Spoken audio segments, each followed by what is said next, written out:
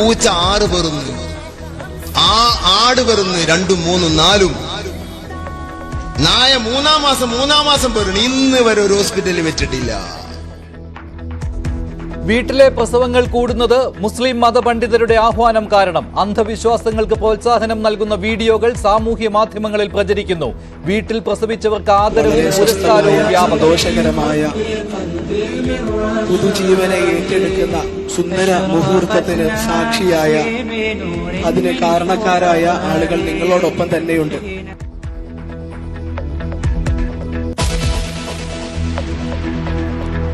Karuvannur bank തട്ടിപ്പ് അന്വേഷണം നീണ്ടുപോകുന്നതിൽ പോലീസിന് ഹൈക്കോടതിയുടെ രൂക്ഷ വിമർശനം. ആളുകളെ കൊള്ളയടിച്ച കേസിൽ കുറ്റപത്രം പോലുമായില്ലേ എന്ന് കോടതി.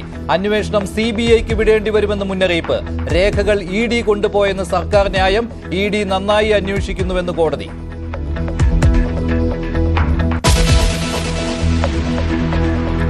വയനാട് ദുരന്തത്തിൽപ്പെട്ടവരുടെ വായ്പ എഴുതി തള്ളണമെന്ന് ആവർത്തിച്ച് ഹൈക്കോടതി. ജീവനോപാധി ഇല്ലാതായത് കണ്ടില്ലെന്ന് നടിക്കാനാവില്ലെന്ന് കോടതി. ഉത്തരവിട്ടാൽ പരിഗണിക്കാമെന്ന് കേന്ദ്രം.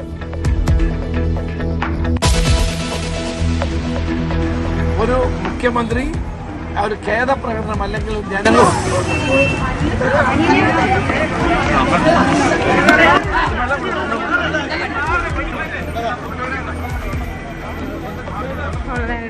സെക്രട്ടേറിയറ്റിന് മുന്നിലെ വനിതാ CPO ഉദ്യോഗാർത്ഥികളുടെ പ്രതിഷേധത്തിനിടെ ഒരാൾ കുഴഞ്ഞു വീണു. അനിശ്ചിതകാല സമരം 9ാം ദിവസം.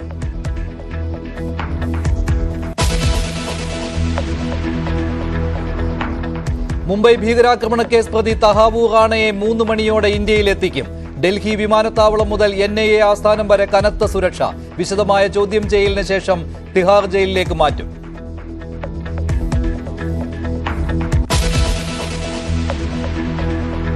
വഖഫ് നിയമത്തെക്കുറിച്ച് രാജ്യവ്യാപക പ്രചാരണത്തിന് BJP. മുസ്ലിം വീടുകൾ തോറും നിയമത്തിന്റെ ഗുണങ്ങൾ വിശദീകരിക്കും. മുസ്ലിങ്ങൾ വഖഫ് ഭേദഗതിയെ എതിർക്കുന്നില്ലെന്ന് ന്യൂസ് 18 റൈസിംഗ് ഭാരത് സമ്മിറ്റിൽ അമിത്ഷാ. മുനമ്പം ഭൂമി കേസിൽ അതിവേഗം വിധി പറയാൻ വഖഫ് ട്രൈബ്യൂണൽ. കേസുമായി ബന്ധപ്പെട്ട രേഖകൾ വിളിച്ചു വരുത്തണമെന്ന വഖഫ് ബോർഡിന്റെ ആവശ്യം ട്രൈബ്യൂണൽ തള്ളി.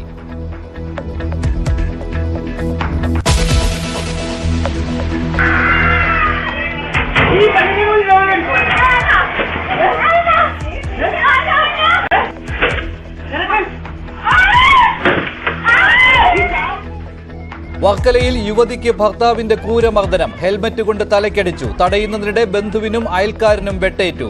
ഭർത്താവ് നൌഷാദ് അറസ്റ്റിൽ.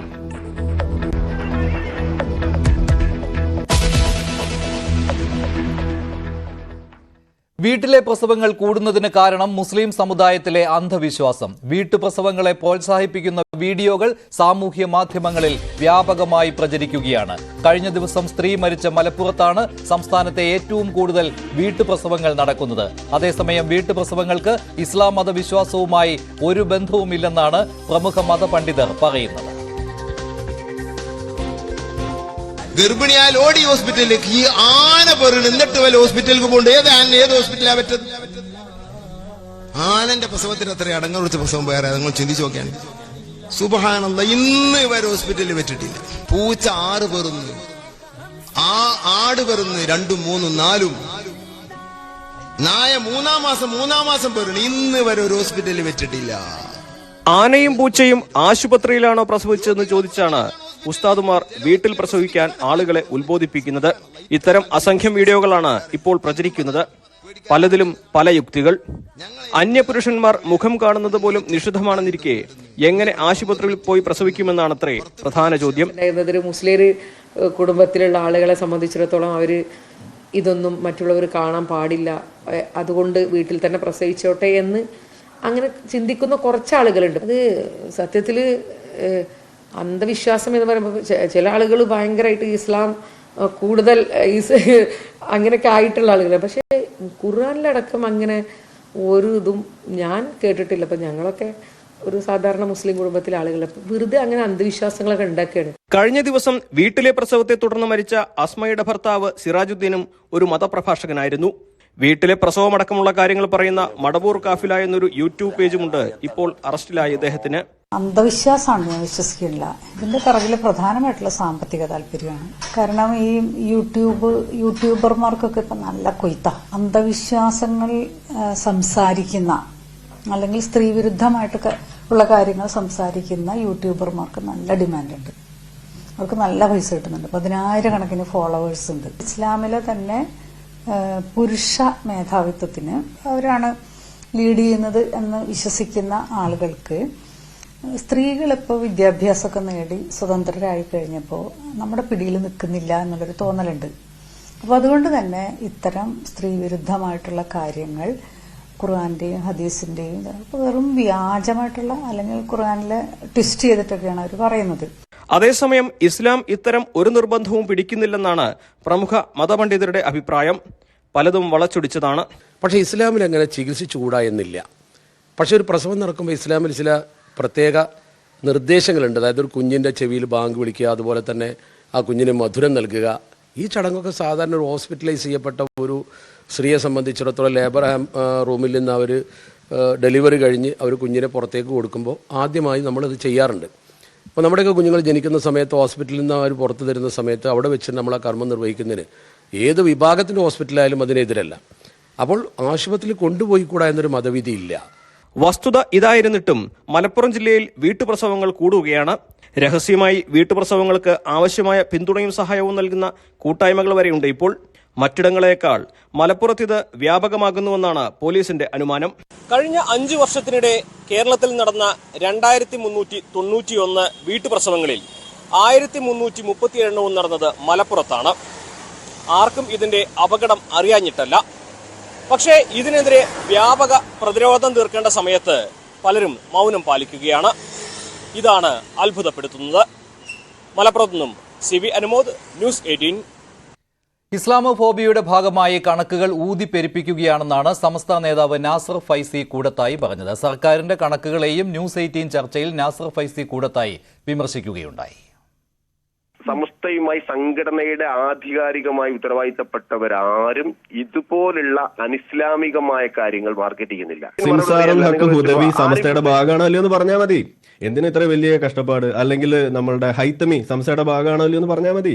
ഇവിടെ ഇതുപോലുള്ള വാദങ്ങൾ വരുമ്പോൾ ഉടനെ അത് ഇസ്ലാമോഫോബിയ അല്ലെങ്കിൽ കാശുണ്ടാക്കാൻ വേണ്ടിയാണെങ്കിലും നമ്മൾ അന്ധവിശ്വാസത്തിനെ എതിർക്കണം തന്നെയാണ് ഞാൻ. ഇല്ലല്ല, ആരിഫ് ഹുസൈന് മറുപടി പറയാൻ മാത്രം ഞാൻ അത്ര തരം താഴാൻ ഞാൻ തയ്യാറല്ല. ഇസ്ലാമിക വിരുദ്ധത തലക്ക് ബാധിച്ച ലഹരിയായി തുടരുന്ന ഈ വ്യക്തിയോടോ അല്ലെങ്കിൽ അയാളുടെ സിൽമന്തികളോടോ മറുപടി പറയാൻ ഞാനില്ല. നിങ്ങൾ ചോദിച്ചതിന്റെ കാര്യം ഞാൻ മറുപടി പറഞ്ഞോളാം. ഒരിക്കലും ബാഗ് കേൾക്കുന്ന ഭാഗത്ത് മാത്രമേ പ്രസവം നടക്കാവൂ എന്ന് ഇസ്ലാമിൽ എവിടെയില്ല. സ്ത്രീകൾ ഡോക്ടർമാരുടെ പ്രസവം എടുക്കുന്ന കാര്യങ്ങൾ ഉൾപ്പെടെയുള്ളതിൽ സ്ത്രീകൾ തന്നെ ജ്ഞാനികളാവണം. അത് സ്വാഭാവികമായും പ്രകൃതിപരമാണ്. ഒരു സ്ത്രീയുടെ പ്രസവം പുരുഷൻ എടുക്കുന്നത് അത് സ്ത്രീ ഇല്ലാത്ത സമയത്ത് മാത്രം. എന്നാൽ ഇസ്ലാമോഫോബിയയുടെ ഭാഗമായുള്ള കണക്കുകളല്ല. ഇസ്ലാം വിഭാഗത്തിൽ ഇത്തരം നീക്കങ്ങൾ ആസൂത്രിതമായി നടക്കുന്നുണ്ടെന്ന് സമുദായത്തിൽപ്പെട്ടവർ തന്നെ പ്രതികരിക്കുകയാണ്. വിഷയത്തിൽ സർക്കാർ അടിയന്തരമായി ഇടപെടണമെന്ന് ആരോഗ്യരംഗത്തെ വിദഗ്ധരും പറയുന്നു. ന്യൂസ് 18 ചാനലിനെ ഈ വിഷയത്തിൽ ഏറ്റവും ആദ്യമായിട്ട് ഞാൻ അഭിനന്ദിക്കുകയാണ്. മതത്തിന്റെ പേരിൽ അന്ധവിശ്വാസം പ്രൊമോട്ട് ചെയ്യുന്ന വലിയ ഒരു വിഭാഗം ഉസ്താദുമാരുടെയും മുസ്ലിയാക്കന്മാരുടെയും വേഷമിട്ട് സോഷ്യൽ മീഡിയയിൽ നിറഞ്ഞാടുന്നുണ്ട് എന്നത് വളരെ സത്യമാണ്. അത് ഇസ്ലാമോഫോബിയയുടെ ഭാഗമല്ല. ഇസ്ലാം മതമാകട്ടെ മറ്റു മതങ്ങളാകട്ടെ ഒരു മതവും മതിയായ ചികിത്സ ലഭ്യമാക്കണം എന്നതിന് എതിരല്ല എന്നതാണ് സത്യം. ഇസ്ലാമിക അധ്യാപനങ്ങളിൽ ഒരു രോഗവും ഞാൻ ലോകത്ത് സൃഷ്ടിച്ചിട്ടില്ല, അതിന് മരുന്നില്ലാതെ എന്ന് വളരെ വ്യക്തമായി അള്ളാഹുവിന്റെ നിർദ്ദേശമാണ്. മലപ്പുറം ചട്ടിപ്പറമ്പിൽ വീട്ടിലെ പ്രസവത്തിനിടെ യുവതി മരിച്ച സംഭവത്തിൽ 2 പേർ അറസ്റ്റിലായി. പ്രസവമെടുക്കാൻ സഹായിച്ച തൂക്കുങ്ങൽ സ്വദേശി ഫാത്തിമയെയും മകൻ അബൂബക്കർ സിദ്ദീഖിനെയുമാണ് അറസ്റ്റ് ചെയ്തത്. അബൂബക്കർ സിദ്ദീഖാണ് ഫാത്തിമയെ സിറാജുദ്ദീന്റെ വീട്ടിലെത്തിച്ചത്. പ്രസവം നടക്കുന്ന സമയം മുതൽ രാത്രി ഏറെ വൈകും വരെ ഫാത്തിമ സിറാജുദ്ദീന്റെ വീട്ടിലുണ്ടായിരുന്നുവെന്നാണ് പോലീസ് നൽകുന്ന വിശദീകരണം. പ്രസവത്തെ തുടർന്ന് അസ്മ ഗുരുതരാവസ്ഥയിൽ അമിത രക്തസ്രാവം അനുഭവിക്കുമ്പോൾ ഫാത്തിമ സംഭവസ്ഥലത്തുണ്ടായിരുന്നു. ഈ സാഹചര്യത്തിൽ ഇവർക്കെതിരെയും നരഹത്യ കുറ്റം ചുമത്തുമെന്നാണ് സൂചന. സംഭവത്തിൽ സാമ്പത്തിക ഇടപാടുകളും മറ്റും അബൂബക്കർ സിദ്ദീഖുമായിട്ടാണ് ഉണ്ടായതെന്ന് പോലീസ് സൂചന നൽകുന്നുണ്ട്. കരുവന്നൂർ ബാങ്ക് തട്ടിപ്പിലെ അന്വേഷണം വൈകുന്നതിൽ പോലീസിനെ നിശിതമായി വിമർശിച്ച് ഹൈക്കോടതി. 4 വർഷമായിട്ടും അന്വേഷണ പുരോഗതി ഉണ്ടാകാത്തത് എന്തുകൊണ്ടാണെന്ന് കോടതിയുടെ ചോദ്യം. ED വളരെ കൃത്യമായി അന്വേഷണം നടത്തുന്നുണ്ടെന്നാണ് കോടതിയുടെ നിരീക്ഷണം. ഇങ്ങനെ പോയാൽ കേസ് CBIക്ക് കൈമാറേണ്ടി വരുമെന്ന് കോടതി പറഞ്ഞു. കേസുമായി ബന്ധപ്പെട്ട രേഖകളെല്ലാം ED കൊണ്ടുപോയി എന്നാണ് സർക്കാരിന്റെ ന്യായം. കരുവന്നൂർ സഹകരണ ബാങ്ക് തട്ടിപ്പിലെ അഴിമതിയുമായി ബന്ധപ്പെട്ടുള്ള കുറ്റപത്രം സംസ്ഥാന പോലീസ് ഇതുവരെ സമർപ്പിക്കാത്തതുമായി ബന്ധപ്പെട്ടുള്ള ഹർജി പരിഗണിക്കവേ വലിയൊരു വിമർശനമാണ് കോടതി പോലീസിനെതിരെ ഉന്നയിച്ചത്. എന്തുകൊണ്ടാണ് 4 വർഷമായിട്ടും ഈ കേസിൽ കുറ്റപത്രം സമർപ്പിക്കാത്തത്? ED അതിൽ കൃത്യമായ അന്വേഷണം നടത്തുന്നുണ്ടല്ലോ, സംസ്ഥാന പോലീസിന് മാത്രം എന്താണ് ഇത്ര അമാന്തം എന്നുള്ള തരത്തിലാണ് ഹൈക്കോടതി ചോദിച്ചത്. ഇങ്ങനെയാണെങ്കിൽ കേസ് CBIക്ക് വിട്ടുകൊടുക്കേണ്ടുന്ന സാഹചര്യമുണ്ട്. അതേസമയം ഈ 4 വർഷമായിട്ടും ആളുകളെ കൊള്ളയടിച്ച ഒരു കേസിൽ കുറ്റപത്രം സമർപ്പിക്കാൻ സംസ്ഥാന പോലീസിന് എന്തുകൊണ്ടാണ് കഴിയാത്തത് എന്ന് തന്നെയാണ് ഹൈക്കോടതി ചോദിച്ചത്. ഈ ED വളരെ കൃത്യമായ അന്വേഷണം നടത്തുന്ന സാഹചര്യം കൂടി ചൂണ്ടിക്കാണിച്ചപ്പോഴാണ് കോടതിയിൽ ED ഇതുമായി ബന്ധപ്പെട്ട ഡോക്യുമെന്റ്സുകൾ കൊണ്ടുപോയത് കൊണ്ടാണ് അന്വേഷണം മന്ദഗതിയിലായത് എന്ന് സംസ്ഥാന പോലീസ് കോടതിയെ അറിയിച്ചിരിക്കുന്നത്. അങ്ങനെയാണ്. എന്തായാലും അടിയന്തരമായി ഇക്കാര്യത്തിൽ കുറ്റപത്രം സമർപ്പിക്കണമെന്നും ഹൈക്കോടതി പോലീസിനോട് ആവശ്യപ്പെട്ടിട്ടുണ്ട്. വയനാട് ദുരിതബാധിതരുടെ വായ്പ എഴുതിത്തള്ളണമെന്ന് ആവർത്തിക്കുകയാണ് ഹൈക്കോടതി. ദുരന്തബാധിതരുടെ ജീവനോപാധിയാണ് ഇല്ലാതായത്. ഇത് കണ്ടില്ലെന്നടിക്കാൻ കഴിയില്ലെന്ന് കോടതി പറഞ്ഞു. വായ്പകൾ എഴുതിത്തള്ളുന്നത് സർക്കാർ നയത്തിന്റെ ഭാഗമാണെന്ന് കേന്ദ്രം കോടതിയിൽ മറുപടി നൽകിയിട്ടുണ്ട്. കോടതി ഉത്തരവിന്റെ അടിസ്ഥാനത്തിൽ വായ്പ എഴുതിത്തള്ളുന്നത് പരിഗണിക്കാമെന്നും കേന്ദ്ര സർക്കാർ കോടതിയെ അറിയിച്ചു. ഹർജി ഇനി വേനലവധിക്ക് ശേഷമായിരിക്കും പരിഗണിക്കുക. കോട്ടയം നഴ്സിംഗ് കോളേജ് റാഗിംഗ് കേസിൽ പ്രതികൾക്ക് ജാമ്യം കിട്ടി. കോട്ടയം ജില്ലാ സെഷൻസ് കോടതിയാണ് കേസിലെ 5 പ്രതികൾക്കും ജാമ്യം നൽകിയത്. കുറ്റപത്രം നൽകിയാൽ ജാമ്യത്തിനായി കീഴ്ക്കോടതിയെ സമീപിക്കാൻ നേരത്തെ പ്രതികൾക്ക് ഹൈക്കോടതി നിർദ്ദേശം നൽകിയിരുന്നു. സീനിയർ വിദ്യാർത്ഥികളായ സാമോൾ, ജീവ, റിജിൽജിത്ത്, രാഹുൽ രാജ്, വിവേക് എന്നിവർക്കാണ് കോട്ടയം ജില്ലാ സെഷൻസ് കോടതി ജാമ്യം അനുവദിച്ചത്. പ്രതികളുടെ പ്രായവും കുറ്റകൃത്യത്തിന്റെ പശ്ചാത്തലമില്ലാത്തതും പരിഗണിച്ചാണ് ജാമ്യം. കഴിഞ്ഞ ഫെബ്രുവരി 11-നായിരുന്നു 5 പ്രതികളെയും ഗാന്ധിനഗർ പോലീസ് അറസ്റ്റ് ചെയ്തത്. മാർച്ച് 27-നാണ് കേസിൽ കുറ്റപത്രം സമർപ്പിച്ചത്. കുറ്റപത്രം സമർപ്പിച്ചതോടെയാണ് പ്രതികൾക്ക് സ്വാഭാവിക ജാമ്യം ലഭിച്ചത്. നേരത്തെ കീഴ്ക്കോടതികളും ഹൈക്കോടതിയും ജാമ്യാപേക്ഷ തള്ളിയിരുന്നു. കുറ്റപത്രം സമർപ്പിച്ച ശേഷം വിചാരണ കോടതി സമീപിക്കാൻ ഹൈക്കോടതി നിർദ്ദേശിച്ചിരുന്നു. ഇതോടെയാണ് പ്രതികൾ ഏറെക്കാലത്തെ ജയിൽവാസത്തിനു ശേഷം പുറത്തിറങ്ങുന്നത്. കുറ്റപത്രം സമർപ്പിച്ച സാഹചര്യത്തിൽ വിചാരണ ഉൾപ്പെടെയുള്ള കോടതി നടപടികൾ വേഗത്തിൽ കടക്കാനാണ് സാധ്യത. ന്യൂസ് 18 കോട്ടയം. വർക്കലയിൽ യുവതിക്ക് ഭർത്താവിന്റെ ക്രൂരമർദ്ദനം. വൈകിയെത്തിയത് ചോദ്യം ചെയ്തായിരുന്നു മർദ്ദനം. സംഭവത്തിൽ കായിക്കര സ്വദേശിയായ നൌഷാദ് അറസ്റ്റിലായിട്ടുണ്ട്. പിടിച്ചുമാറ്റാൻ ശ്രമിക്കുന്നതിനിടെ ബന്ധുവിനും പ്രദേശവാസിക്കും വെട്ടേറ്റു.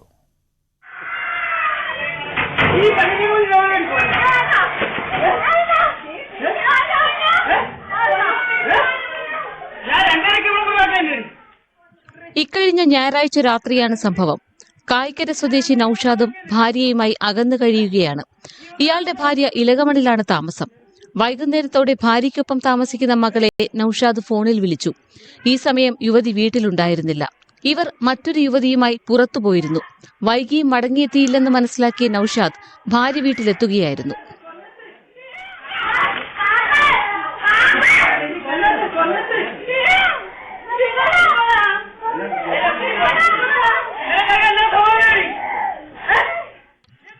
എട്ട് മണിയോടെ യുവതി തിരിച്ചെത്തി. പ്രകോപിതനായ നൌഷാദ് ക്രൂരമായി മർദ്ദിച്ചു.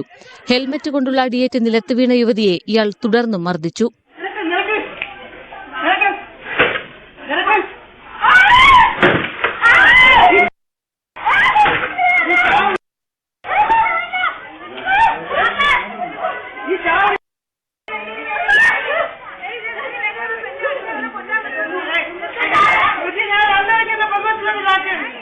പിടിച്ചുമാറ്റാൻ ശ്രമിച്ച ബന്ധുക്കളെയും പരിസരവാസികളെയും നൌഷാദ് വെട്ടിപ്പരിക്കേൽപ്പിച്ചു.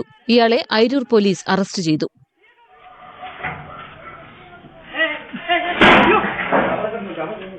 ന്യൂസ് 18 വർക്കല.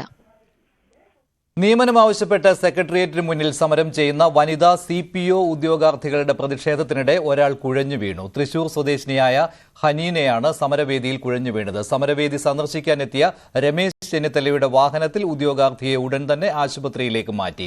അനിശ്ചിതകാല സമരം 9ാം ദിവസത്തിലേക്ക് കടന്നു. വരുന്ന 19ാം തീയതിയാണ് റാങ്ക് പട്ടികയുടെ കാലാവധി അവസാനിക്കുന്നത്. വനിതാ പോലീസുകാരുടെ എണ്ണം കൂട്ടേണ്ടത് നാടിന്റെ ആവശ്യമാണെന്ന് രമേശ് ചെന്നിത്തല പറഞ്ഞു.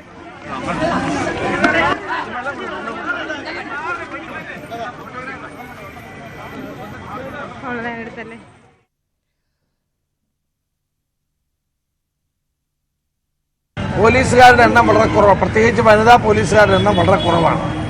വനിതാ ബറ്റാലിയൻ ഉണ്ടായിട്ട് പോലും അതിൽ ആളുകളുടെ എണ്ണം വളരെ കുറവാണ്. അപ്പോൾ വനിതാ പോലീസുകാരുടെ എണ്ണം വർദ്ധിപ്പിക്കേണ്ടത് നാടിന്റെ ആവശ്യമാണ്.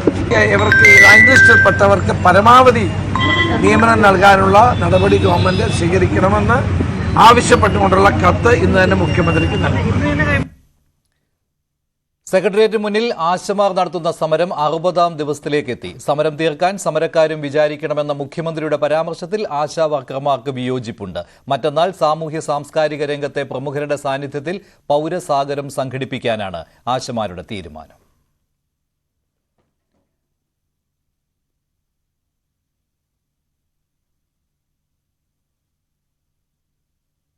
പൗരസമൂഹം പല തലങ്ങളിൽ വന്ന് പല ഘട്ടങ്ങളിൽ ഈ 60 ദിവസത്തിനുള്ളിൽ വന്ന് നമ്മളെ പിന്തുണച്ചു പോവുകയാണ്. അവരെല്ലാവരും കൂടെ ഒന്നിച്ചു വരാൻ തീരുമാനിച്ചിരിക്കുകയാണ്.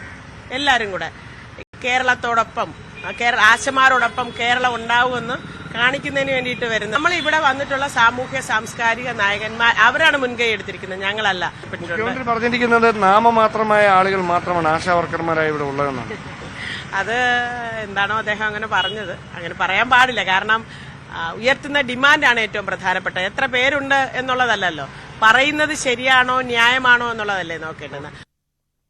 മുനമ്പം ഭൂമിയുടെ സ്വഭാവം പരിശോധിക്കാൻ വഖഫ് ട്രൈബ്യൂണൽ. ഭൂമി വഖഫ് ആണോ ദാനമാണോ എന്നാണ് പരിശോധിക്കുന്നത്. പറവൂർ സബ് കോടതിയും ഹൈക്കോടതിയും ഭൂമിയുടെ കൈവശാവകാശത്തിൽ മാത്രമാണ് തീരുമാനമെടുത്തത്.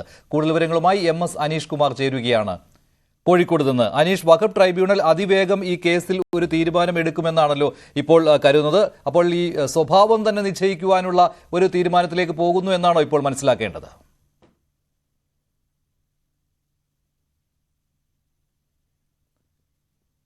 അനീഷ്, കേൾക്കുന്നുണ്ടോ?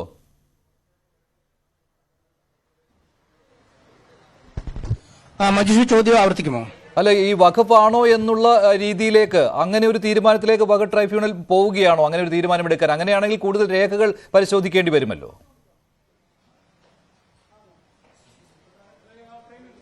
തീർച്ചയായും ഇക്കാര്യത്തിൽ തരനാഴിയുടെ കീഴിലുള്ള പരിശോധനകൾ ആവശ്യമാണ് എന്ന രീതിയിലേക്ക് തന്നെയാണ് ഈ ട്രൈബ്യൂണലിലെ വാദം പോയിക്കൊണ്ടിരിക്കുന്നത്. നേരത്തെ 2 കോടതികളിലാണ് ഇക്കാര്യത്തിൽ തീരുമാനം എടുത്തിരുന്നത്. 1971 പറവൂർ സബ് കോടതിയിലും പിന്നീട് ഈ കോടതി ഉത്തരവിന്മേൽ ഹൈക്കോടതിയിൽ അപ്പീലും പോയിരുന്നു. ഈ 2 കേസുകളിലും ഫാറൂഖ് കോളേജിന് അനുകൂലമായ വിധിയാണ് ഉണ്ടായത്. അതായത് ആ സ്ഥലത്ത് കുടിയേറി താമസിച്ചിരുന്ന ആളുകൾ ഭൂമിയുടെ കൈവശാവകാശം ആവശ്യപ്പെട്ടാണ് പറവൂർ സബ് കോടതിയെ സമീപിച്ചത്. എന്നാൽ അന്ന് ഇത് വഖഫ് ബോർഡിന്റെ സ്ഥലം അല്ലെങ്കിൽ വഖഫാണ് എന്ന് കണ്ടെത്തിയാണ് ആളുകൾക്ക് കുടിവശാവകാശം നൽകാതെ ആ കോടതി ഉത്തരവ് ഫാറൂഖ് കോളേജിന് അനുകൂലമായി വന്നത്. ഇതിനെതിരെ പിന്നീട് ഈ കുടിയേറ്റക്കാർ അല്ലെങ്കിൽ ഈ കൈവശാവകാശക്കാർ ഹൈക്കോടതിയെ സമീപിച്ചെങ്കിലും അവിടെയും അനുകൂലമായ ഒരു വിധി ഉണ്ടായില്ല.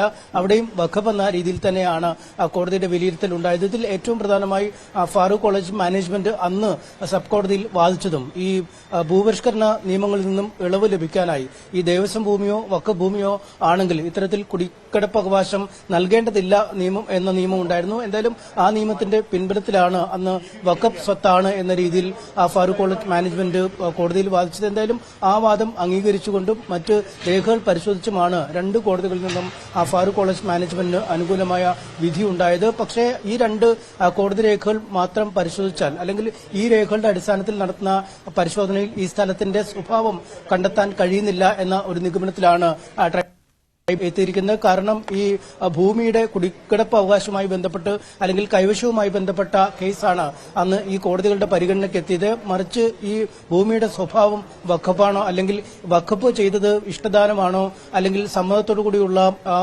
ഗിഫ്റ്റഡ് ലാൻഡ് എന്നീ ക്ലോസുകളിലാണോ എന്നൊക്കെ പരിശോധിച്ചു. പക്ഷേ ഇത്തരം നിലവിൽ നടത്തുന്ന പരിശോധനകളിൽ നിന്നും അത്തരമൊരു നിഗമനത്തിലേക്ക് എത്താൻ ട്രൈബ്യൂണലിന് കഴിയുന്നില്ല. അതുകൊണ്ട് തന്നെയാണ് വിശദമായ പരിശോധനകളിലേക്ക് നീങ്ങുന്നത്. അതായത് ഈ കേസുമായി ബന്ധപ്പെട്ട് ലഭ്യമായ എല്ലാ രേഖകളും ഇനി കോടതിയുടെ പരിഗണനയിലേക്ക് വരും. എന്തൊക്കെയാണ് ഈ ഡീഡുകളിൽ രേഖപ്പെടുത്തിയിരിക്കുന്നത് എന്ന് സംബന്ധിച്ച പരിശോധനകൾ വരും. ഒപ്പം വിവരങ്ങൾ നൽകിയത്. നാളെ വഖഫ് ബോർഡിന്റെ 2019 ഉത്തരവും ട്രൈബ്യൂണൽ പരിശോധിക്കാൻ പോവുകയാണ്.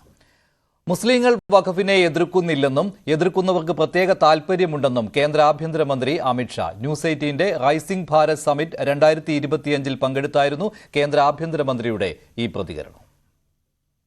कोई पूछे कोई पूछता नहीं था, आपने पूछ लिया, अच्छा हो गया भाई। पूरे देश के सामने ढिंढोरा पिटा राहुल गांधी एंड कंपनी ने कि सीएए से मुसलमानों की नागरिकता चली जाएगी। अब सीएए पूर्णतया लागू होने से 2 साल हो गए। मैं राहुल गांधी को सार्वजनिक चुनौती देता हूं, एक भी मुसलमान की अगर नागरिकता गई है तो हमें बताए। पूरे देश को कांग्रेस पार्टी ने गुमराह किया, इनके इंडी अलायंस वालों ने गुमराह किया। मुसलमानों की नागरिकता चली जाएगी, नागरिकता चली जाएगी, नागरिकता चली जाएगी और देश में हिंसा कराए, यही जिम्मेदार है हिंसा। വഖഫ് നിയമത്തെക്കുറിച്ച് രാജ്യവ്യാപകമായ പ്രചാരണം നടത്താൻ പോവുകയാണ് BJP. വീടുകൾ കയറി മുസ്ലിം സമുദായത്തിനിടയിൽ പ്രചാരണം നടത്താനാണ് BJPയുടെ തീരുമാനം. ബീഹാർ തെരഞ്ഞെടുപ്പ് അടുത്തിരിക്കെ സഖ്യകക്ഷിയായ JDU കടുത്ത സമ്മർദ്ദം നേരിടുന്ന സാഹചര്യത്തിലാണ് BJPയുടെ ഈ നീക്കം.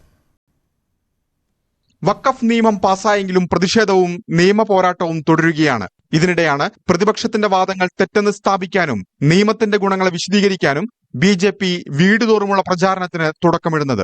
ഈ മാസം 20 മുതൽ മെയ് 5 വരെ സംസ്ഥാന തലത്തിലും മണ്ഡലാടിസ്ഥാനത്തിലും പ്രചാരണം നടത്തും. പാർട്ടിക്ക് MLA-മാരുള്ള മണ്ഡലമാണെങ്കിൽ അവരുടെ നേതൃത്വത്തിലാകും പ്രചാരണം. ഏകോപനത്തിനായി രാധാമോഹൻ സിംഗ്, ദുഷ്യന്ത് ഗൌതം, അരവിന്ദ് മേനോൻ, ന്യൂനപക്ഷ മോർച്ച അധ്യക്ഷൻ ജമാൽ സിദ്ദിഖി, അനിൽ ആന്റണി എന്നിവർ അംഗങ്ങളായ കർമ്മസമിതിക്കും രൂപം നൽകി. പ്രചാരണം തുടങ്ങുന്നതിന് മുൻപ് ന്യൂനപക്ഷ സമൂഹത്തിന്റെ ആശങ്കകൾ ദൂരീകരിക്കാൻ കഴിയുന്ന തരത്തിൽ നിയമം വിശദീകരിച്ച് പാർട്ടി നേതാക്കൾക്കായി ശില്പശാല സംഘടിപ്പിക്കും. ബില്ലിനെ പിന്തുണച്ചതിൽ പാർട്ടിക്കകത്തുനിന്നും പുറത്തുനിന്നും വലിയ പ്രതിഷേധമാണ് സഖ്യകക്ഷികൾ നേരിടുന്നത്, പ്രത്യേകിച്ച് JDU. നിതീഷ് കുമാറിന്റെയും പാർട്ടിയുടെയും വിജയത്തിൽ മുസ്ലിം വോട്ട് ബാങ്ക് നിർണായകമാണ്. 18% മുസ്ലിം വോട്ടുള്ള ബീഹാറിൽ ഒക്ടോബർ മാസത്തിൽ തെരഞ്ഞെടുപ്പ് നടക്കാനിരിക്കെയാണ് BJP പ്രചാരണം സംഘടിപ്പിക്കുന്നത്. ഇതിനു പുറമെ ബീഹാറിലും UP-യിലും ബംഗാളിലും സ്വാധീനമുള്ള പസ്മാന്ത മുസ്ലിങ്ങളെ ഒപ്പം നിർത്തലും BJPയുടെ കാലങ്ങളായുള്ള ലക്ഷ്യമാണ്. National desk news 18. പാതിവിൽ തട്ടിപ്പ് കേസിൽ ഡീൻ കുര്യാക്കോസിന്റെയും CV വർഗീസിന്റെയും മൊഴിയെടുക്കും. രണ്ടുപേരെയും ഉടൻ ക്രൈംബ്രാഞ്ച് വിളിച്ചു വരുത്തും. തെരഞ്ഞെടുപ്പ് ഫണ്ടിലേക്ക് ഡീൻ കുര്യാക്കോസ് MP-യും CPM ഇടുക്കി ജില്ലാ സെക്രട്ടറി CV വർഗീസും ലക്ഷങ്ങൾ വാങ്ങിയെന്നായിരുന്നു മുഖ്യപ്രതി അനന്തു കൃഷ്ണന്റെ മൊഴി. കണ്ണൂരിൽ രജിസ്റ്റർ ചെയ്ത കേസിൽ കോൺഗ്രസ് നേതാവ് ലാലി വിൻസെന്റിനെ മൂന്നാമതും ചോദ്യം ചെയ്തു. മുംബൈ ഭീകരാക്രമണ കേസിലെ പ്രതി തഹാവൂർ റാണയെ 3 മണിയോടെ ഇന്ത്യയിലെത്തിക്കും. നിയമ നടപടികൾ പൂർത്തീകരിച്ച് റാണയെ NIA ആസ്ഥാനത്തെത്തിച്ച് ചോദ്യം ചെയ്യും. പ്രദേശത്ത് കേന്ദ്രസേനയുടെ നേതൃത്വത്തിൽ സുരക്ഷ ശക്തമാക്കിയിരിക്കുകയാണ്. മെട്രോ സ്റ്റേഷനടക്കം പൂട്ടി, ഗതാഗതം പൂർണ്ണമായും നിരോധിച്ചു. കൂടുതൽ വിവരങ്ങളുമായി MG മിഥുൻ ചേരുകയാണ്. ന്യൂസ് ഡെസ്കിൽ നിന്ന് മിഥുൻ, എവിടെയായിരിക്കും റാണയെ എത്തിക്കുക എന്ന കാര്യത്തിൽ പോലും ഇപ്പോൾ ആശയക്കുഴപ്പം നിലനിൽക്കുകയല്ലേ? അതീവ സുരക്ഷയാണല്ലോ ഏർപ്പെടുത്തിയിരിക്കുന്നത്. മഞ്ജുഷി, ഇന്നലെ രാത്രി 7 മണിയോടുകൂടി അവിടെ നിന്ന് പുറപ്പെട്ട വിമാനം ഇടയ്ക്ക് യൂറോപ്പിൽ ഇന്ധനം നിറയ്ക്കുന്നതുമായി ബന്ധപ്പെട്ട അവിടേക്ക് യൂറോപ്പിലേക്ക് കയറിയെന്നുള്ള ഒരു വിവരമാണ് ഏറ്റവും ഒടുവിൽ ലഭ്യമായത്. അതാണ് ഇത്തരത്തിൽ വിമാനം വൈകാൻ അല്ലെങ്കിൽ രാവിലെയോടുകൂടി വിമാനം ഡൽഹിയിൽ എത്തുമെന്നായിരുന്നു അറിയിച്ചിരുന്നത്. പക്ഷേ അതെല്ലാം തന്നെ കൃത്യമായി ഒരു രഹസ്യ സ്വഭാവത്തോടു കൂടിയാണ് മുന്നോട്ട് പോവുകയും ചെയ്തത്. എവിടെയാണ് ഈ പ്രത്യേക വിമാനം ഇറങ്ങുക എന്നടക്കമുള്ള കാര്യങ്ങൾ ഏറ്റവും ഉന്നത ഉദ്യോഗസ്ഥർക്ക് മാത്രമേ അറിയുള്ളൂ എന്നുള്ളത് തന്നെയാണ് ഏറ്റവും ശ്രദ്ധേയമായിട്ടുള്ള കാര്യം. മറ്റൊന്ന്, ഈ 3 ഇടങ്ങളിൽ അതായത് പാലം എയർബേസ് അതല്ല എങ്കിൽ ഹിൻഡൻ എയർബേസ് അതല്ല എങ്കിൽ ഇന്ദിരാഗാന്ധി വിമാനത്താവളത്തിലെ ഏതെങ്കിലും ഒരു റൺവേ, ഈ മൂന്നിടങ്ങളിൽ എവിടെയെങ്കിലും മാത്രമേ ഈ റാണയുമായുള്ള പ്രത്യേക വിമാനം ഇറങ്ങാൻ സാധ്യതയുള്ളൂ. അത് അവിടെ നിന്ന് ഏത് വഴിയാണ് NIA ക്വാർട്ടേഴ്സിലേക്ക് റാണയുമായുള്ള വാഹനവ്യൂഹം കടന്നു പോകുക എന്നുള്ള കാര്യത്തിലും ഒരു വ്യക്തതയില്ല. അതടക്കം രഹസ്യ സ്വഭാവമായി മറച്ചു വെച്ചുകൊണ്ട് തന്നെയാണ് റാണയെ കൊണ്ടുപോകുന്നത്. അത്തരത്തിൽ കൊടും ഭീകരവാദിയാണ്. ഏതെങ്കിലും തരത്തിലുള്ള അക്രമ സംഭവങ്ങൾ ഉണ്ടാകുമെന്ന് അത് തടയുന്നതിന് വേണ്ടി കഴിഞ്ഞ ദിവസങ്ങൾ മുതൽ തന്നെ ഈ മേഖലയൊക്കെ തന്നെ വലിയ രീതിയിലുള്ള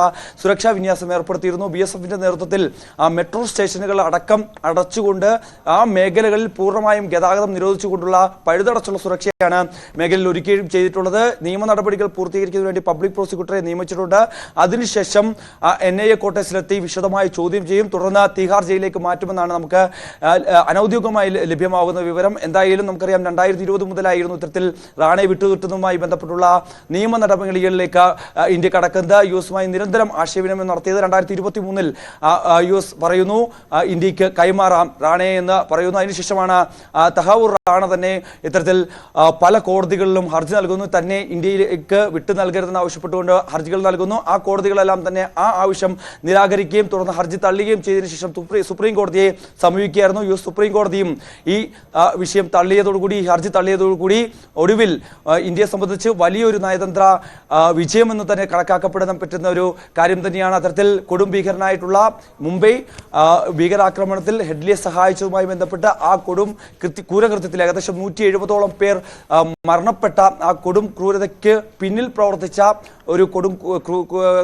ക്രൂരനായിട്ടുള്ള വ്യക്തിയാണ് ഇപ്പോൾ അമേരിക്ക ഇന്ത്യക്ക് കൈമാറുകയും ചെയ്തിരിക്കുന്നത്. എന്തായാലും വിശദമായ ചോദ്യം ചെയ്യൽ, കൃത്യമായ വിവരങ്ങൾ തേടേണ്ടതായിട്ടുണ്ട്. ഇമെയിൽ മുഖേന കൃത്യമായ രീതിയിൽ നിർദ്ദേശങ്ങൾ ഹെഡ്ലിക്ക് നൽകിയതുമായി ബന്ധപ്പെട്ടുള്ള വിവരങ്ങൾ നേരത്തെ തന്നെ NIA സംഘവും മറ്റ് ഏജൻസികളും കണ്ടെത്തുകയും ചെയ്യുന്നു. അതടക്കമുള്ള കാര്യങ്ങളിൽ ഒരു വ്യക്തത വരേണ്ടതായിട്ടുണ്ട്. എന്തായാലും ഇന്ന് 3 മണിക്ക് ശേഷം അദ്ദേഹത്തെ ഇവിടേക്ക് എത്തിക്കുമെന്നാണ് നമുക്ക് ഇപ്പോൾ അനൌദ്യോഗികമായി ലഭ്യമാകുന്നത്. വിവരങ്ങൾ നൽകിയത്. അണ്ണാ DMKയുമായുള്ള സഖ്യ ചർച്ചകൾ തുടരുന്നതിനിടെ കേന്ദ്ര ആഭ്യന്തരമന്ത്രി അമിത്ഷാ ഇന്ന് ചെന്നൈയിലെത്തും. അണ്ണാമലയെ മാറ്റി പുതിയ അധ്യക്ഷനെ നിയമിക്കുന്നതിലും വിശദമായ ചർച്ചയുണ്ടാകും. വൈകിട്ടാണ് അമിത്ഷാ ചെന്നൈയിലെത്തുക. BJP നേതാക്കളുമായി ചർച്ച നടത്തുന്ന അമിത്ഷാ RSS നേതാവ് S ഗുരുമൂർത്തിയുമായും കൂടിക്കാഴ്ച നടത്തും. വ്യാപാര യുദ്ധത്തിൽ പോര് തുടരുകയാണ് ചൈനയും അമേരിക്കയും. US ഉൽപ്പന്നങ്ങൾക്ക് മേൽ പുതിയ തീരുവ പ്രഖ്യാപിച്ച ചൈനയ്ക്ക് കൂടുതൽ തിരിച്ചടി നൽകി അമേരിക്ക പുതിയ തീരുവ പ്രഖ്യാപിച്ചു. ചൈനയ്ക്ക് 125% തീരുവ പ്രഖ്യാപിച്ച അമേരിക്കൻ പ്രസിഡന്റ് ഡൊണാൾഡ് ട്രംപ് മറ്റ് രാജ്യങ്ങൾക്ക് 90 ദിവസത്തെ ഇളവും നൽകിയിട്ടുണ്ട്. അതേസമയം അധിക തീരുവ പ്രഖ്യാപനം ട്രംപ് മരവിപ്പിച്ചതോടെ അമേരിക്കൻ ഓഹരി വിപണി കുതിച്ചുയർന്നു. വ്യാപാര യുദ്ധം കനക്കുന്നതിനിടെ ഇന്നലെ 104% തീരുവയാണ് ചൈനയ്ക്ക് അമേരിക്ക ഏർപ്പെടുത്തിയത്. ഇതിനു പിന്നാലെ അതേ നാണയത്തിൽ ചൈനയുടെ തിരിച്ചടി. US-ൽ നിന്ന് ഇറക്കുമതി ചെയ്യുന്ന ചരക്കുകൾക്ക് ചൈന 84% തീരുവ പ്രഖ്യാപിച്ചു. എന്നാൽ ചൈനയുടെ പ്രഖ്യാപനത്തിന് മണിക്കൂറുകൾക്കുള്ളിൽ അമേരിക്ക മറുപടി നൽകി. 104-ൽ നിന്ന് 125%-മായി തീരുവ ഉയർത്തി. ചൈന ഒഴികെയുള്ള മറ്റ് രാജ്യങ്ങൾക്ക് അടിസ്ഥാന തീരുവയായ 10% മാത്രം. അധികമായി ചുമത്തിയ തീരുവ 90 ദിവസത്തേക്ക് മരവിപ്പിക്കുകയും ചെയ്തു. ഇക്കാര്യത്തിൽ ലോക വ്യാപാര സംഘടനയ്ക്ക് ചൈന പരാതി നൽകിയിട്ടുണ്ട്. മാത്രമല്ല ചൈന ഇതിനോട് എങ്ങനെ പ്രതികരിക്കുമെന്നും കണ്ടറിയണം. അതേസമയം വ്യാപാര യുദ്ധത്തിനിടെ ചൈനീസ് പ്രസിഡന്റ് ഷീ ജിൻപിങ്ങിനെ പ്രശംസിച്ച് ട്രംപ് രംഗത്തെത്തിയത് ശ്രദ്ധേയമായി. ഷീ ജിൻപിങ് വളരെ സമർത്ഥനാണെന്നും മികച്ച ഡീൽ ഉണ്ടാക്കാൻ പിങ്ങിന് കഴിയുമെന്നുമായിരുന്നു ട്രംപിന്റെ പ്രതികരണം. പിങ്ങിന്റെ ഒരു കോൾ മതി പ്രശ്നപരിഹാരത്തിനെന്നും ട്രംപ് പറയുന്നു. അതിനിടെ അധിക തീരുവ പ്രഖ്യാപനം ട്രംപ് മരവിപ്പിച്ചതോടെ അമേരിക്കൻ ഓഹരി വിപണിയിൽ കുതിപ്പുണ്ടായി. ഡൌ ജോൺസ് സൂചിക 8% ഉയർന്നു. 3000 പോയിന്റിന്റെ നേട്ടമാണ് രേഖപ്പെടുത്തിയത്. നാസ്ഡാക്ക് 12%, S&P 500 9% മുന്നേറി. കഴിഞ്ഞ ഒരാഴ്ചക്കിടെ ലിസ്റ്റഡ് കമ്പനികളുടെ ആകെ വിപണി മൂല്യത്തിൽ $6 ലക്ഷം കോടി മാഞ്ഞു പോയിടത്തു നിന്നാണ് ഓഹരി വിപണി പതിയെ കരകയറുന്നത്. ട്രംപിന്റെ പുതിയ തീരുമാനത്തിന്റെ പ്രതിഫലനം ഇന്ത്യയിൽ അടക്കമുള്ള ഓഹരി സൂചികകളിലും ഉണ്ടാകുമെന്നാണ് പ്രതീക്ഷ. News desk, news 18. സ്വർണ്ണവില ഇന്ന് റെക്കോർഡ് ഉയരത്തിലാണ്. പവന് 2160 രൂപയാണ് ഇന്ന് കൂടിയത്. ഒറ്റ ദിവസം സ്വർണ്ണവില ഇത്രയും കൂടുന്നത് അപൂർവമാണ്. ഓഹരി വിപണിയിലെ ഇടിവോടെ നിക്ഷേപകർ സ്വർണത്തിലേക്ക് മാറിയതാണ് വില കൂടാൻ കാരണമായത്. വിവാഹക്കാലമായ മീനമാസത്തിൽ സ്വർണം റെക്കോർഡ് കുതിപ്പിലേക്കാണ്. 22 ക്യാരറ്റ് സ്വർണം ഗ്രാമിന് ഇന്ന് കൂടിയത് 270 രൂപ. 1 ഗ്രാം സ്വർണത്തിന്റെ വില 8560-ലെത്തി. പവന് ഇപ്പോൾ വില 68,480 രൂപയാണ്. പണിക്കൂലി കൂടി ചേർത്താൽ 1 പവൻ സ്വർണം വാങ്ങാൻ 74,000 രൂപയ്ക്ക് മുകളിൽ നൽകണം. ഉപഭോക്താക്കൾ മാത്രമല്ല ഉടമകളും വിലക്കയറ്റത്തിൽ ആശങ്കയിലാണ്. സ്വർണ്ണവില വലിയ തോതിൽ കുറയുമെന്ന പ്രതീക്ഷയിൽ അഡ്വാൻസ് ബുക്കിംഗ് എടുത്തത് തിരിച്ചടിയായെന്ന് സ്വർണ്ണ വ്യാപാരികൾ പറയുന്നു. ഇന്ന് റെക്കോർഡ് വിലയിലാണ് സ്വർണം. പവന് 68,480 രൂപയാണ് വില. ഇന്നൊരു പവൻ സ്വർണം ഏറ്റവും കുറഞ്ഞ പണിക്കൂലിയിൽ വാങ്ങണമെങ്കിൽ 74,000 രൂപയ്ക്ക് മുകളിൽ നൽകണം. സ്വർണ്ണവില ഉയരുന്നത് ഉപഭോക്താക്കൾക്കിടയിൽ ആശങ്ക പരത്തിയിട്ടുണ്ട്. അമേരിക്ക തുടങ്ങിവെച്ച തീരുവ യുദ്ധം ലോകത്തെ സാമ്പത്തിക മാന്ദ്യത്തിലേക്ക് തള്ളിവിടുമെന്ന് പരക്കെ ആശങ്കയുണ്ട്. ഇതോടെയാണ് വൻകിട നിക്ഷേപകർ സ്വർണത്തിലേക്ക് കൂടുതലായി തിരിഞ്ഞത്. രാജ്യാന്തര വില ഔൺസിന് ഒറ്റയടിക്ക് $150 കയറിയത്. ഒറ്റ ദിവസം സ്വർണത്തിന് ഇത്രയും വിലക്കയറ്റം ചരിത്രത്തിലാദ്യം. News desk, news 18. IPL-ലെ ഇന്നത്തെ മത്സരത്തിൽ ഡൽഹി ക്യാപിറ്റൽസ് റോയൽ ചലഞ്ചേഴ്സ് ബാംഗ്ലൂരിനെ നേരിടും. കളിച്ച 3 മത്സരങ്ങളിൽ നിന്ന് 3 വിജയവുമായി പോയിന്റ് ടേബിളിൽ ഡൽഹി ക്യാപിറ്റൽസ് രണ്ടാമതാണ്. 4 മത്സരങ്ങളിൽ നിന്ന് 3 ജയവും 1 തോൽവിയുമായി റോയൽ ചലഞ്ചേഴ്സ് 3-ാം സ്ഥാനത്തുമാണ് ഇപ്പോൾ.